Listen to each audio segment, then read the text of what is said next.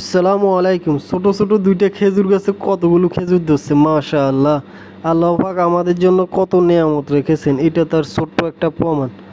তো আমি চলে আসলাম মোবারক হুজুরের বাসায়। উনি আমার এখান থেকে একটু কাছেই।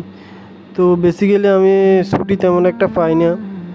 ঈদের তৃতীয় দিন আমি একটা বাকালাতে জব করি, যেখানে আপনার ডিউটি থাকে অনেক বেশি। আর তেমন একটা ছুটি পাই না, কারণ যে আরভাবে চাকরি করি উনি থাকে ব্যবসায়ের কাজে বিজি। তো যে মানুষটা সময় দেয় উনি হচ্ছে ওনার বোনের জামাই। তো উনি সকালবেলা ওনার ডিউটি থাকে, যার কারণে আমি পুরো দিন ছুটি পাই না। আর দোকানে বসার মতো ওরকম কেউ নাই।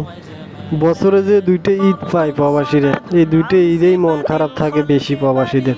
তো চেষ্টা করি যতটুকু পারি, সময় পাই ঈদের আনন্দ ভাগাভাগি করার জন্য। তাই চলে আসলাম মোবারক হুজুরের কাছে। ঈদও যতটুকু ছুটি পেয়েছি মোবারক হুজুরে ওইখানেই কাটিয়েছিলাম। তখন আমার বন্ধুরা ছিল, এই ঈদে আসতে পারে না, তার কারণ তারা তাদের অফিস থেকে ছুটি দেয় নাই। যাই হোক, আলহামদুলিল্লাহ। তো আমরা ছুটে চলা সাগরের দিকে এই আর কি। তো আমি মোবারক হুজুরের সাথে কথা বলতেছিলাম, কারণ হুজুরের সাথে অনেক দিন পর দেখা, অনেক কথা জমে আছে। মোবারক হুজুর আছে, উনি একটা ইয়েতে জব করে, মসজিদে জব করে। আলহামদুলিল্লাহ, তার পাশাপাশি ওনার আউটও ইনকাম আছে।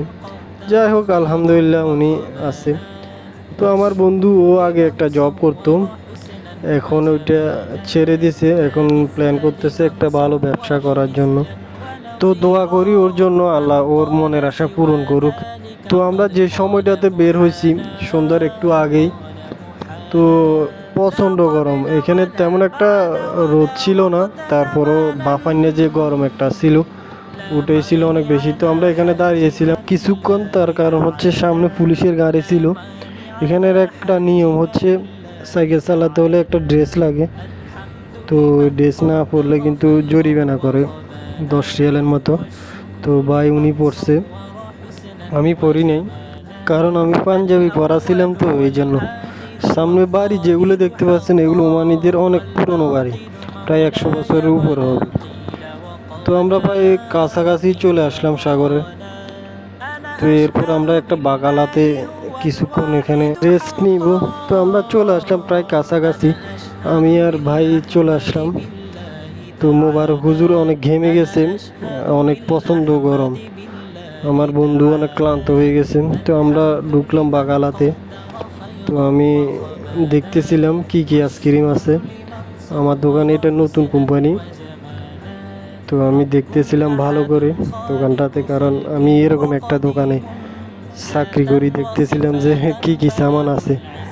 মোটামুটি আমার দোকানের চেয়ে অনেক বেশি। তো আমরা এখান থেকে ঠান্ডা পানি খেয়ে চলে আসলাম সাগর পাড়ে। তো আলহামদুলিল্লাহ মোটামুটি ভালো সময় কাটছে। সন্ধ্যা নামার আগের মুহূর্তগুলো ছিল অনেক সুন্দর দেখার মতো। তো আমাদের ক্যামেরাম্যান, তো আমরা কিছুক্ষণ ঘোরাঘুরি করলাম, মাগরিবের নামাজ এখানে পড়লাম। তো সবাই আমাদের জন্য দোয়া করবেন। এটাই ছিল আমাদের ভিডিও। আসসালামু আলাইকুম ওয়া রাহমাতুল্লাহি ওয়া বারাকাতুহু।